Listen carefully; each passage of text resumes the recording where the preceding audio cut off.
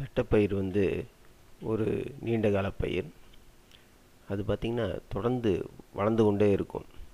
அந்த வளர்ச்சிக்கு அடையாளமாக இந்த நுனிகள் நீண்டுக்கிட்டே இருக்கும். இப்படி இந்த நுனிகள் நீண்டுக்கிட்டே போச்சுன்னா பூ பிடிக்கிறது குறைஞ்சிரும். பூ பிடிப்பு குறைக்கிறதுனால காய்பிடிப்பும் குறைஞ்சி விதையும் நமக்கு குறைவாக தான் கிடைக்கும். அதனால் பூக்கிற பருவத்தில் இந்த நுனிகளை எல்லாத்தையும் நம்ம கிள்ளி விடணும். இதுக்கு பார்த்திங்கன்னா சுமார் 6 வேர் ஒரு ஏக்கருக்கு தேவைப்படும். ஒரு இடத்துலேருந்து ஆரம்பித்து தொடர்ந்து நுனி கிள்ளிக்கிட்டே போனோம்னா ஒரு மணி நேரத்திலேயே நம்ம முடிச்சிடலாம். இப்படி தொடர்ந்து ஒரு வாரம் நாம் இந்த பூக்கிற பருவத்தில் நுனியை கிள்ளிக்கிட்டே இருக்கணும்.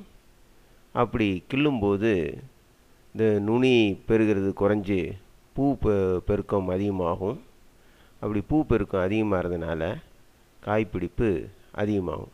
இங்கே பாருங்கள், இப்போ இந்த பொம்பளைகள்லாம் நுனியை கிள்ளிக்கிட்டே இருக்காங்க. இப்படி கிள்றதுனால இந்த காய்கள் அதிகமாக பிடிச்சிருக்கு. இப்படி காய் அதிகமாக பிடிக்கிறதுனால நமக்கு விதை மகசூலும் கூடும். அதனால் தட்டைப்பயிர் விதைப்பயிரில் இந்த நுனி கிள்ளுதல்ங்கிறது ஒரு முக்கியமான தொழில்நுட்பம். இதை நம்ம கண்டிப்பாக கடைபிடிச்சாகணும். அப்படி கடைபிடித்தால்தான் அதிக விதை மகசூல் நாம் பெற முடியும்.